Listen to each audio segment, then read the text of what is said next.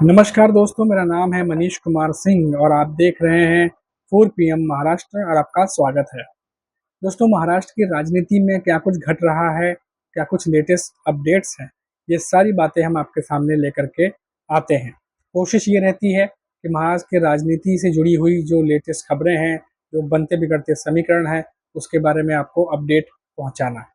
और महाराष्ट्र की राजनीति में लोकसभा चुनाव के रिजल्ट के बाद से जो सबसे ज़्यादा नज़रें हैं किसी एक पार्टी पे, तो वो है अजीत पवार की एनसीपी। महाराष्ट्र विधानसभा चुनाव से पहले अजीत पवार को क्या झटका लगेगा? ये एक बड़ा सवाल है जो क्वेश्चन मार्क के साथ महाराष्ट्र की राजनीति की गलियारों में लगातार घूम रहा है।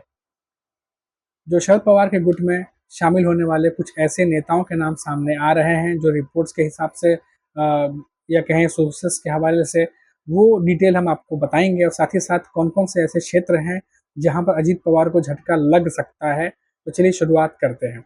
लोकसभा चुनाव 2024 खत्म होने के बाद अब पूरे महाराष्ट्र की जो नज़र है वो विधानसभा चुनाव पर है। इस चुनाव को लेकर राजनीतिक पार्टियों ने अभी से तैयारियां शुरू कर दी हैं।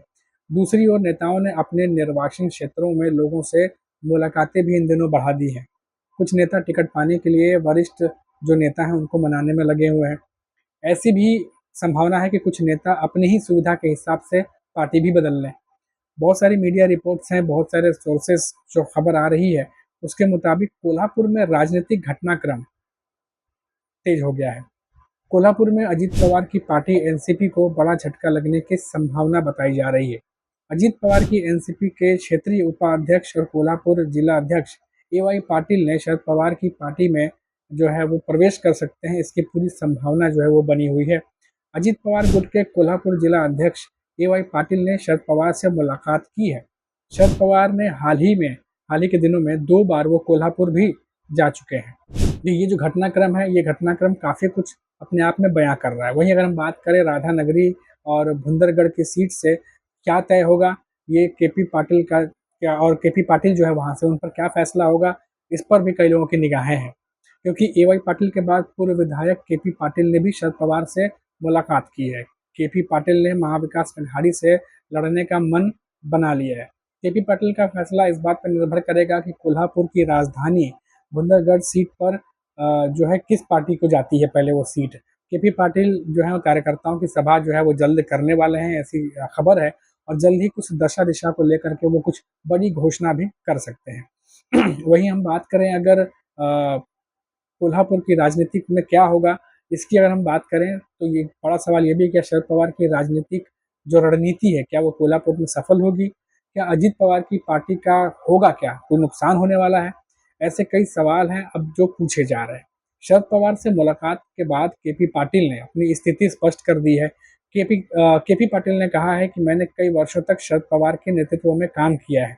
मूल रूप से मेरी भूमिका अभी तक नहीं बदली है और मैंने कोई भूमिका नहीं ली है, अभी तक कोई नई भूमिका नहीं ली है। ये तमाम बातें जो है वो केपी पाटिल कहते हुए दिखाई दे रहे हैं। और वहीं अगर हम बात करें कोल्हापुर की, तो कोल्हापुर की जो समीकरण बनते बनते बिगड़ते दिखाई दे रहे हैं उसके बारे में हमने आपको अपडेट कर दिया। लेकिन अजीत पवार की जो मुश्किलें हैं वो यहीं कम नहीं होती हैं। अब देखिए, आपकी एनसीपी जो है सबसे पहले अजीत पवार की एनसीपी जो है अगर वो टूटती है तो किस जगह से टूटती है और कैसे टूटती है, कौन से पार्टी छोड़ते हैं, ये भी अपने आप में बहुत बड़ा सवाल है। क्योंकि कई सारे सीनियर लीडर हैं जो लगातार टेंशन दे रहे हैं। महाराष्ट्र विधानसभा चुनाव से पहले उप मुख्यमंत्री अजित पवार की राष्ट्रीय कांग्रेस पार्टी में संभावित टूट की अटकलें हैं, लगातार वो हम आपको बता चुके हैं। और कहा जा रहा है कि जल्द ही अजीत गुट के कई नेता शरद पवार की अगुवाई वाली पार्टी में शामिल हो सकते हैं। जैसा हमने पहले आपको बताया वैसी और भी अभी आपको खबर बताते हैं। हालांकि इसे लेकर आर्थिक आधिकारिक तौर पर अभी तक कुछ भी कहा नहीं गया है। राज्य में इस साल के अंत तक विधानसभा चुनाव होने हैं और कुछ जो रिपोर्ट्स हैं, जो सोर्सेस हैं, उनके हवाले से ये माना जा रहा है कि अजीत की अगुवाई वाली एनसीपी के पिंपरी इकाई के प्रमुख अजीत गवाने सीनियर पवार के साथ जा सकते हैं। खास बात है कि गवाने ने भोसारी सीट से विधानसभा चुनाव लड़ने की इच्छा जाहिर की है। रिपोर्ट के मुताबिक भारतीय जनता पार्टी के नेताओं का कहना है कि पार्टी भोसारी सीट एनसीपी को नहीं देगी।